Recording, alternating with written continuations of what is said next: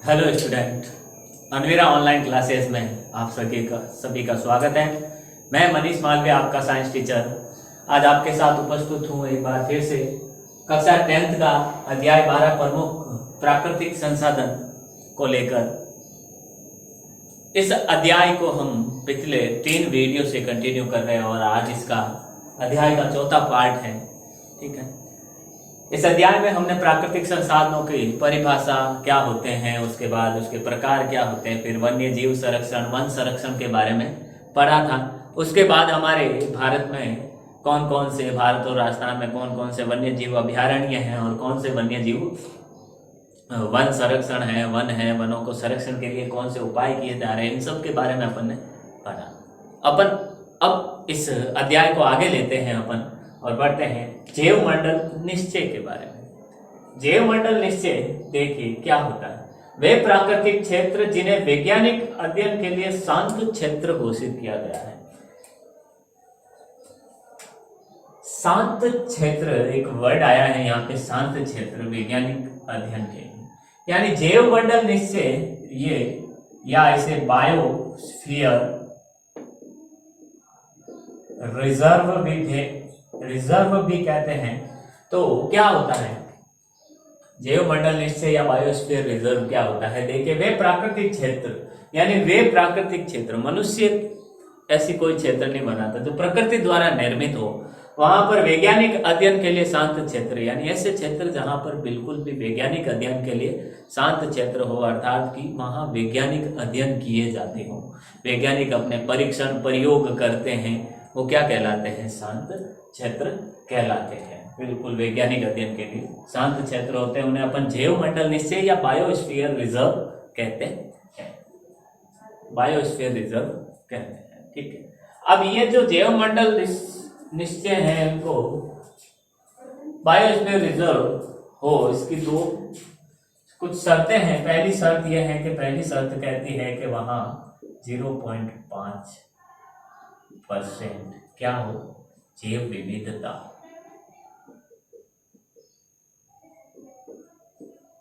कम से कम 5% या 0.5% क्या हो, वहां पर जैव विविधता उस क्षेत्र में होनी चाहिए। सभी प्रकार के पेड़ पौधे, जीव जंतु वहां पर मिलने चाहिए। दूसरी चीज ये कहती है कि, दूसरा चीज कहता है कि वहां पर जो आबादी हो, वहां पर जनसंख्या या आबादी ना हो, यानी मनुष्य की वहां पर कोई भी गतिविधि ना होगी। क्योंकि अगर वहां पर मनुष्य होंगे और वैज्ञानिक अपना प्रयोग करेंगे और उसका कुछ साइड इफेक्ट होगा तो मनुष्य की जान माल की हानि होगी। इसलिए वहां पर जैव विविधता तो इसलिए चाहिए जीव जंतु के, ताकि वो उन पर प्रयोग कर सके।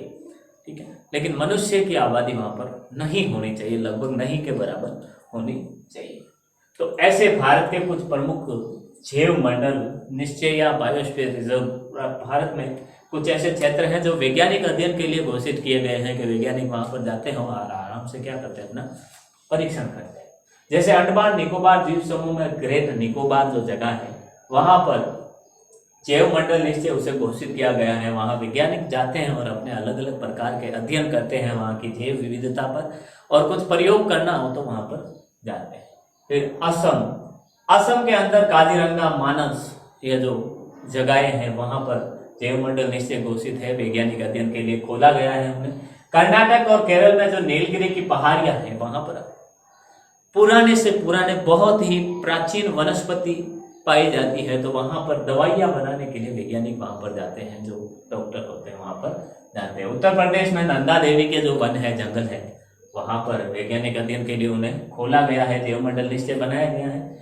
पश्चिम बंगाल में जो सुंदरवन डेल्टा है, जहाँ 3 नदियां बहती हैं, जो सुंदरवन के वन हैं, वहां पर क्या होता है?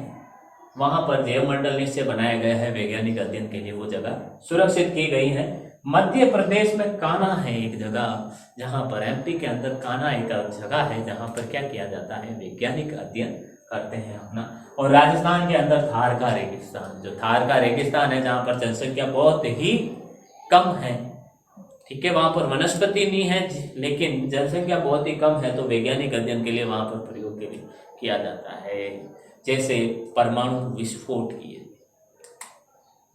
जो परमाणु बम है, उनका जो प्रयोग किया गया था, सफल प्रयोग, ठीक है, वो राजस्थान के ही पोखरण क्षेत्र में किया गया था। वो उस समय जब किया गया था, उस समय ये एक रेगिस्तान में था। तब ये पोखरण जो क्षेत्र था वहां पर क्या था, वहां पर रेगिस्तानी जगहें थी, वहां पर इतनी आबादी नहीं थी, तब वहां पर ये प्रयोग किया गया था। वहां पर आबादी नहीं थी, तो फिर बम विस्फोट, जो परमाणु बम है उसका विस्फोट किया गया और देखा गया कि हाँ क्या होता है। और वहां पर हानि कुछ नहीं होनी थी, क्योंकि उस समय वहां पर कोई रहते नहीं थे, किसी प्रकार की जीव जंतु या वनस्पतियां नहीं थी। वहां जाकर उन्होंने क्या किया, पोखरण क्या किया, अपना बम विस्फोट करके प्रयोग किया। कहाँ किया गया था, पोखरण में, पोखरण में किया गया था। और इस पोखरण को क्या कहते हैं, परमाणु नगरी भी कहते हैं। इस पोखरण को क्या कहते हैं, परमाणु नगरी भी कहते हैं। तो ये थे जैव मंडल निश्चय, जिसके बारे में अपन ने पढ़ा कि वे प्राकृतिक क्षेत्र जो वैज्ञानिक अध्ययन के लिए खोले गए हैं, जहाँ पर वैज्ञानिक अपनी अध्ययन करते हैं, उनके लिए खोले गए हैं। तो वो थे। फिर देखिए जल संरक्षण एवं प्रबंधन। जल संरक्षण, अब जल संरक्षण क्या है हमारे पृथ्वी पर, जो देखिए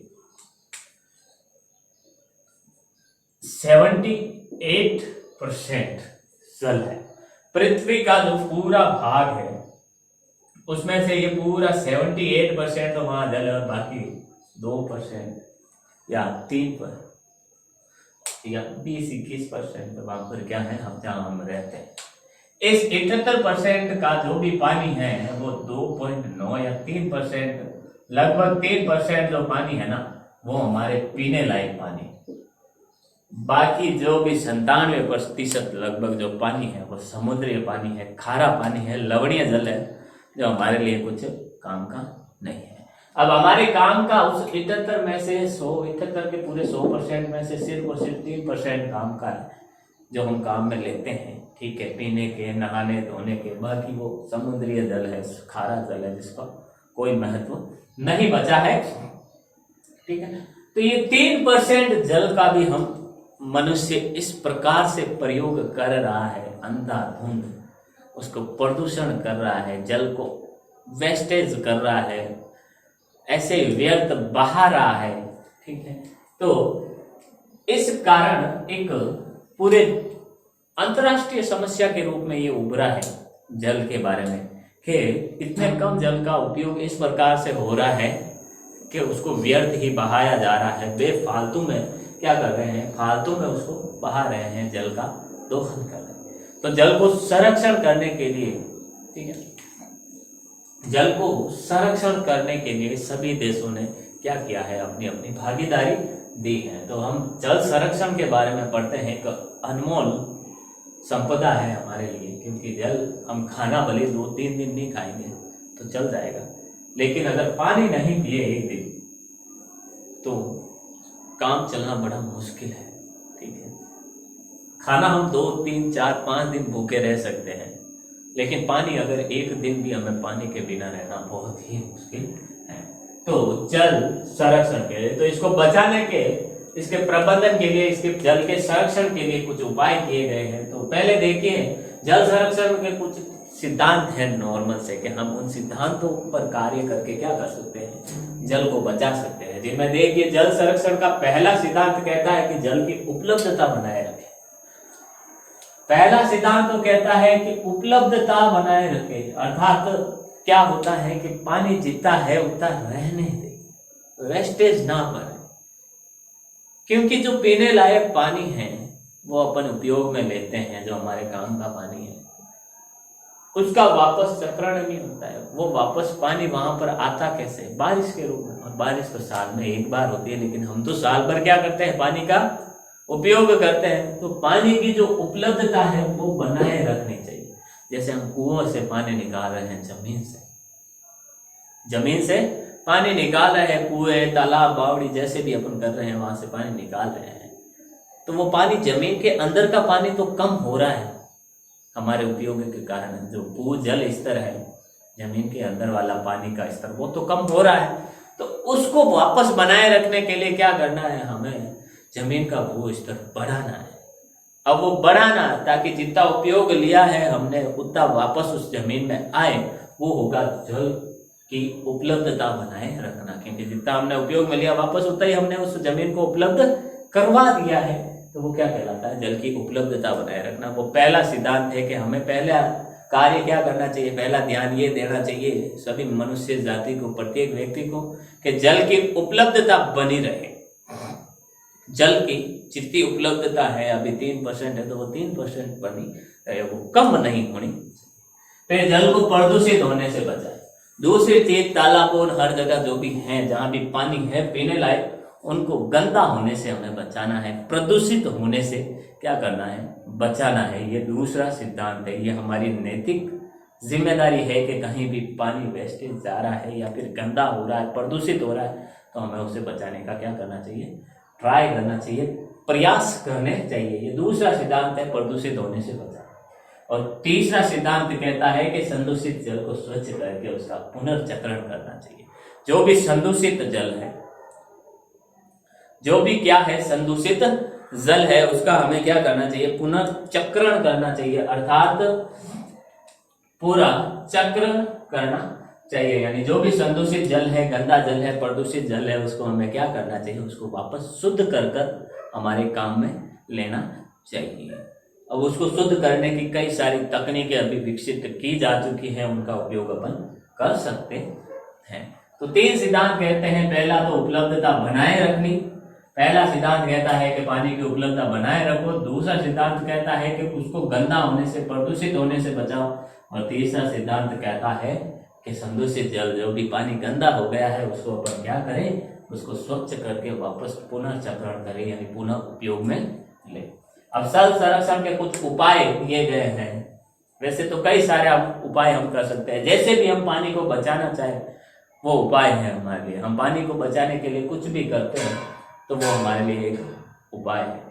तो जल संरक्षण के उपाय कौन से हैं? जल को बहुमूल्य राष्ट्रीय संपदा घोषित कर उसका समुचित नियोजन करना चाहिए। बहुमूल्य राष्ट्रीय संपदा घोषित कर देना चाहिए, यानी जिसका कोई मूल्य है नहीं है, बहुत ही ज्यादा मूल्य है, ऐसी संपदा, राष्ट्रीय संपदा घोषित कर देना चाहिए पूरे देश में, जिससे लोगों को ये नैतिक जिम्मेदारी हो।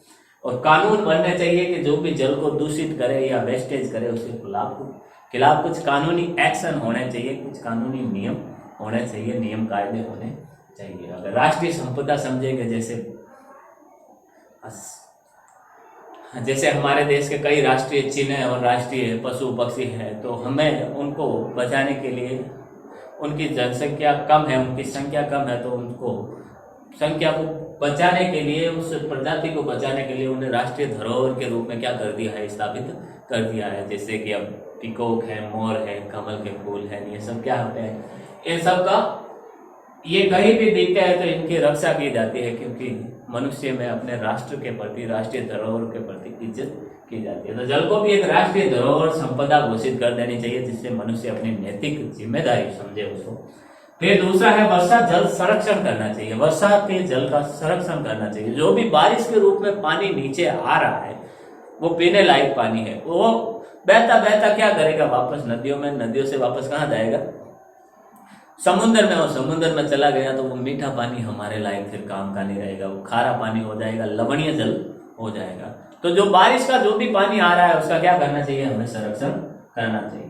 दूसरा है घरेलू उपयोग में जल की बर्बादी रोकनी चाहिए। जो घर के उपयोग में जल की बर्बादी होती है, जैसे नहाया एक बाल्टी से ही जा सकता है, लेकिन लोग ऊपर से शावर ऑन करके एक एक टंकी तो गिराते रहते हैं। अब नहाने के लिए एक बाल्टी पानी भी बहुत होता है, लेकिन दो दो तीन तीन बाल्टियां गिराते हैं, ऊपर शावर ऑन कर देते हैं, फव्वारे में उससे नहाते रहते हैं, काफ़ी पानी वेस्टेज हो जाता है। जैसे सुबह उठते हैं मुंह धोने के लिए तो कोलगेट कर रहे हैं, तब तक क्या है, वो पानी का नल स्टार्ट है, तब तक वेस्टेज में वो पानी जा रहा है। जो मुंह धोना हम एक डब्बे से कर सकते हैं, एक छोटे से डब्बे से हम मुंह धो सकते हैं, उसको फिर नल से अपन करते हैं तो वो नल का पानी गिरता रहता है। जब तक हम हाथ में पानी लेके ऐसे रगड़ते रहते हैं तब तक वो पानी गिरता रहता है। तो एक डब्बे में जो पानी का कार्य हो सकता है वो फिर मुंह धोने का कार्य आधी बाल्टी में बदल जाता है, 10-15 डब्बों में बदल जाता है। जो ये फालतू की वेस्टेज है घरेलू गुब्बारे, ठीक है, तो उस घरेलू उपयोग में जो जल की बर्बादी हो रही है उसे अपन को क्या करना चाहिए, उसे नियंत्रित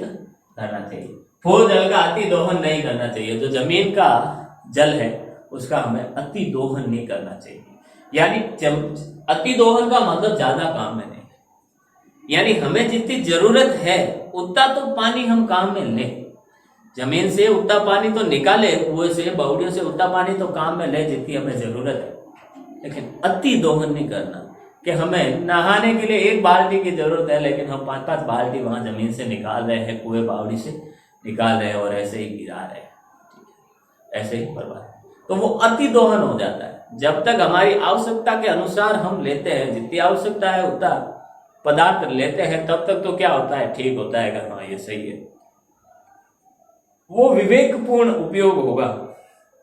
लेकिन जो क्या होता है, अति दोहन होता है, जरूरत से ज्यादा चीजों का हम इस्तेमाल करते हैं, तो वो अति दोहन कहलाता है। तो जल का अति दोहन नहीं करना चाहिए। फिर जल को प्रदूषित होने से रोकना चाहिए। चाहे कैसा भी कहीं भी जल हमें दिखे तो उसको गंदगी मिलने से, कचरा मिलने से, ठीक है, प्रदूषित होने से हमें रोकना चाहिए, ठीक है।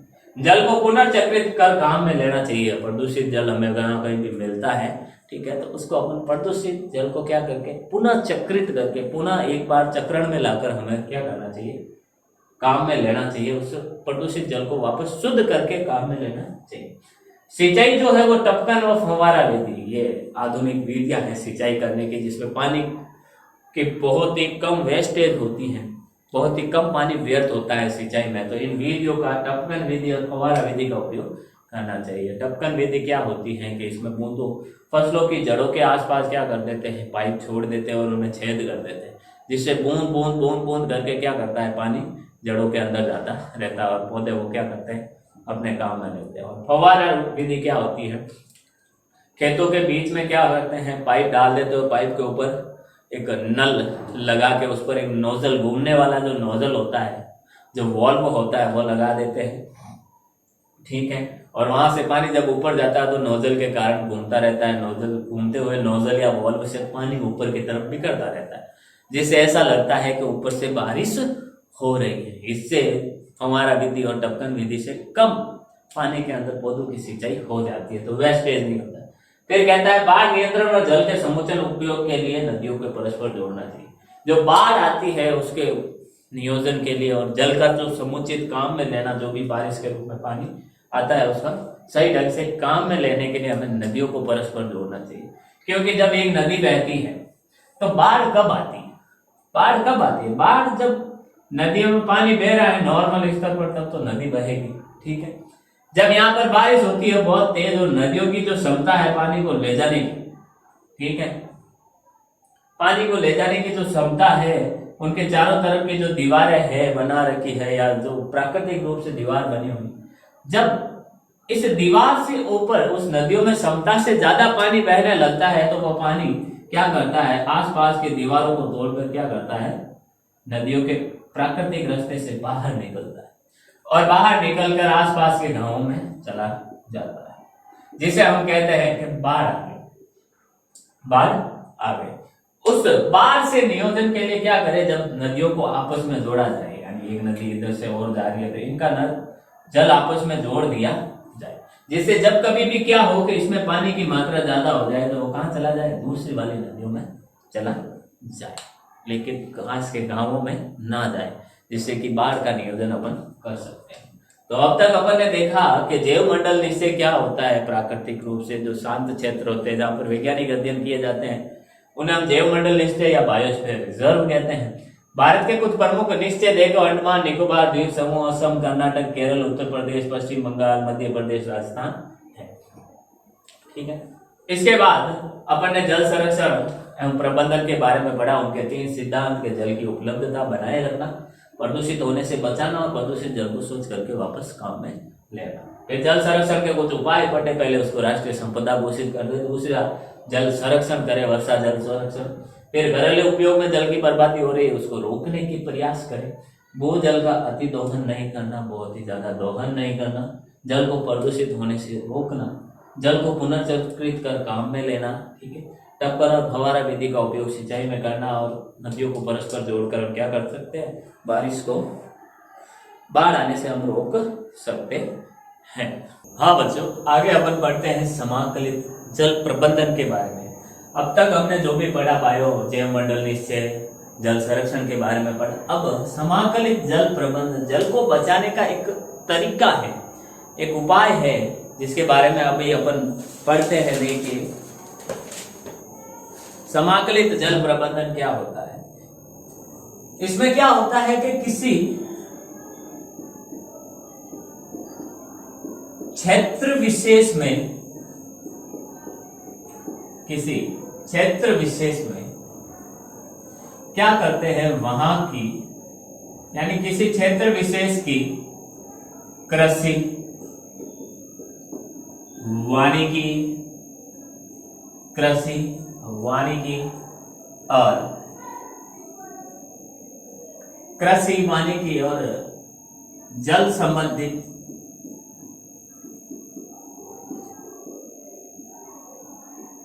समस्याओं का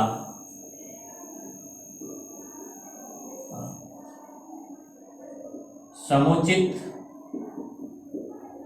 प्रबंधन करना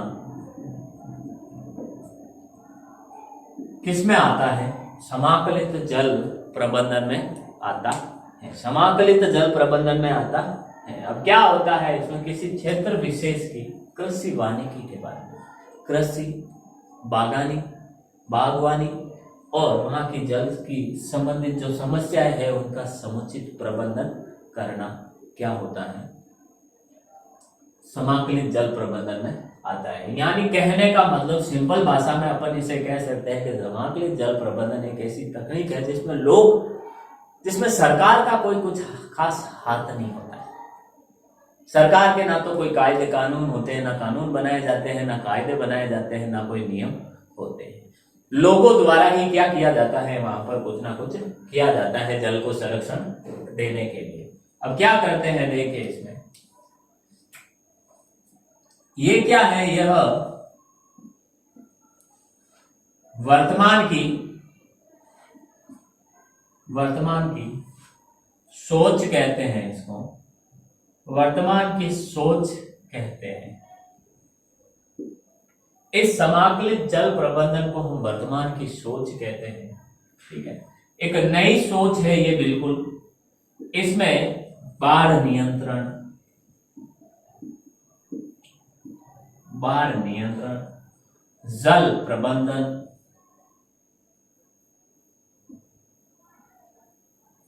जल प्रबंधन, कृषि,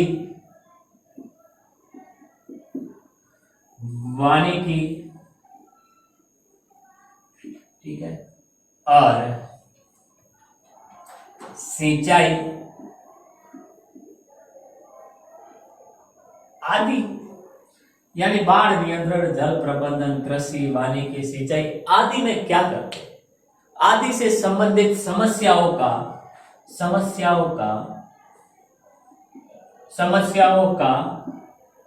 क्या करते हैं, वैज्ञानिक ढंग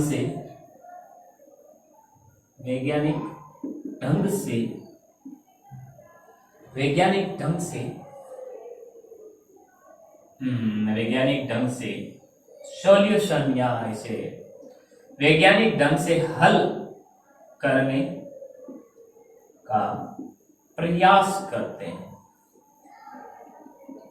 क्या करते हैं, वैज्ञानिक ढंग से हल करने का प्रयास करते हैं। इसमें वैज्ञानिक ढंग से हल करने का प्रयास करते हैं। यही होता है समाकलित जल प्रबंधन। किसी क्षेत्र विशेष की कृषि, वानिकी और समस्याओं को समुचित प्रबंधन करना कहलाता है। ये वर्तमान की एक सोच है जिसमें सरकार का कोई हाथ नहीं होता। लोग इसमें अपने स्तर पर, गांव, जिले, शहर या राज्य के जो लोग होते हैं, बड़े बड़े शहरों से लेकर छोटे छोटे गांवों तक के जो लोग होते हैं, वो अपने स्तर पर क्या करते हैं, जल प्रबंधन और इन सभी समस्याओं का समाधान करने की कोशिश करते हैं। अब अपन पढ़ते हैं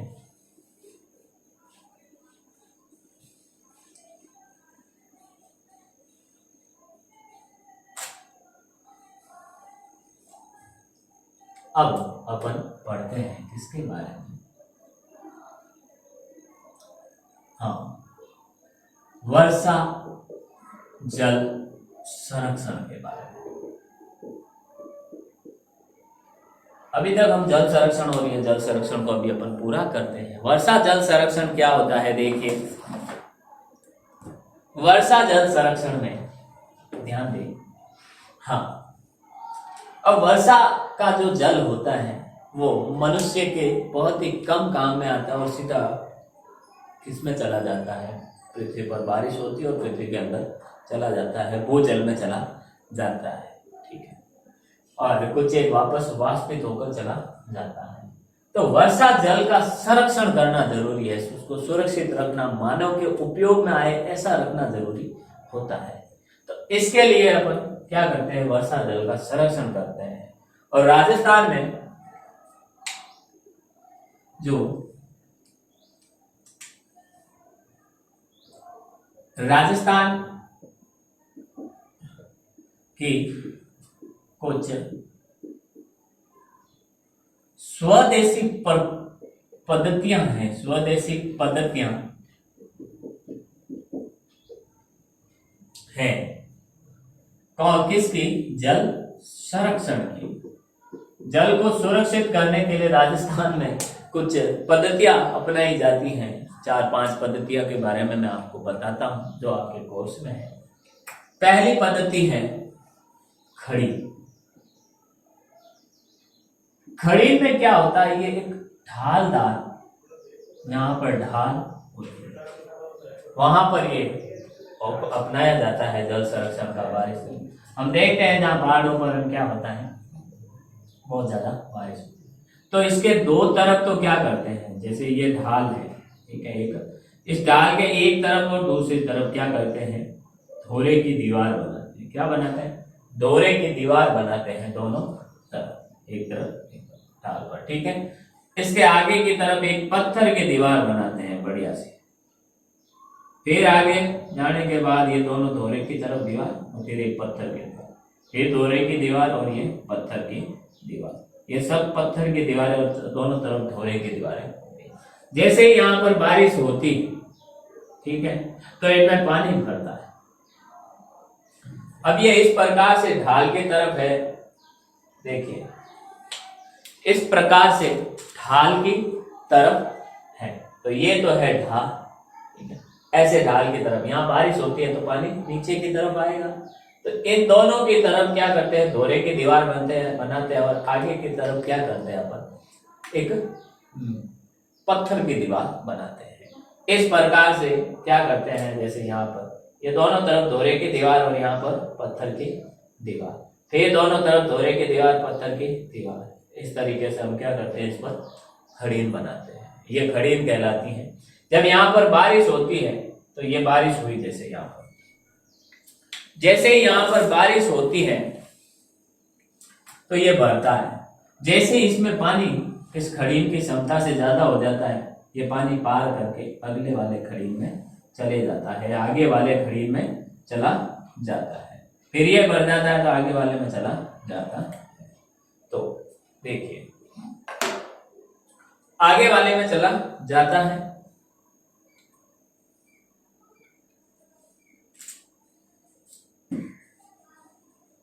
आगे वाले में चला जाता है, जब भर जाता है फिर क्या होता है? लास्ट में देखिए जब ये बारिश से पूरे भर जाते हैं, ठीक है, आगे वाले में चला जाता है पानी, फिर जब ये वापस सूख जाते हैं तो यहाँ की जो जमीन होती है, जो मिट्टी होती है, वो नमी युक्त हो जाती है। सूखने के बाद यहाँ पर खेती की जाती है, कृषि की जाती है। तो ये एक तरीका है राजस्थान में खड़ी, जिससे क्या किया जाता है? जल का संरक्षण किया जाता है। दूसरा तरीका है तालाब।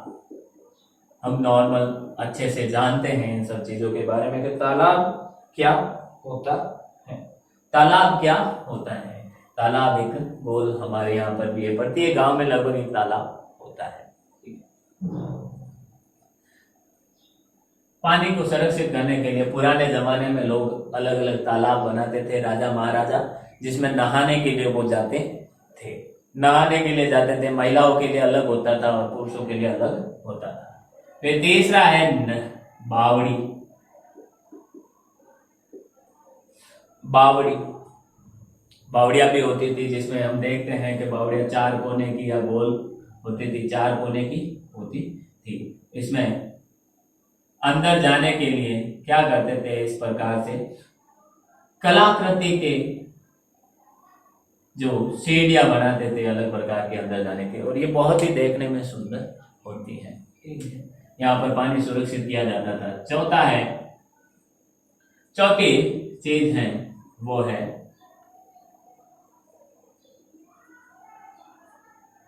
खड़ी, तालाब, बावड़ी हो गया, फिर नाडी, छोटी बड़ी नाडियां बनाई जाती हैं, नाड़ी बनाई जाती हैं, नाड़ियों में भी हम देखते हैं। इसी तरह 5वां टोबा। ये टोबा और नाडी दोनों लगभग एक ही आकार के होते हैं, लेकिन टोबा क्या होता है, ज्यादा गहरा होता है। टोबा की गहराई ज्यादा होती है, खुदाई ज्यादा की गई होती है। तो ये कुछ एक राजस्थान में स्वदेशी पद्धतियां हैं जिनके द्वारा हम क्या करते हैं, वर्षा जल का संरक्षण किया जाता है। राजस्थान के अंदर वर्षा जल का संरक्षण किया जाता है। ठीक है, फिर इनमें कुछ पद्धतियों में देखिए, खड़ी, तालाब, बावड़ी, नाडी, टोबा, इनके बारे में अपन ने पढ़ा। ठीक है, जल संरक्षण के बारे में आज अपन ने पूरा पढ़ा, और जैव मंडल निश्चय बायोस्फीयर रिजर्व के बारे में पढ़ा। आने वाली क्लास में अपन इस अध्याय को पूरा कंप्लीट कर देंगे। अगली वाली क्लास इसका पार्ट 5 लास्ट होगा। ठीक है, जिसमें अपन कोयला, पेट्रोलियम पदार्थ, पेट्रोलियम के बारे में और कुछ एक आंदोलन है उनके बारे में अपन पढ़ेंगे। ठीक है, उम्मीद करता हूँ जो भी आज आपको पढ़ाया है वो समझ में आया होगा। अगर किसी प्रकार का डाउट हो या कुछ चीज रही हो, कोई चीज समझ में ना आई हो, तो कमेंट बॉक्स में बता दे, ताकि आने वाली क्लास में, आने वाले वीडियो में आपको वो सॉल्यूशन दे सकूं। ठीक है, या हाथों हाथ आपको सॉल्यूशन दे सकता हूँ। ठीक है, इसी के साथ उम्मीद करता हूँ जो भी पढ़ाया है वो समझ में आया होगा। Thank you.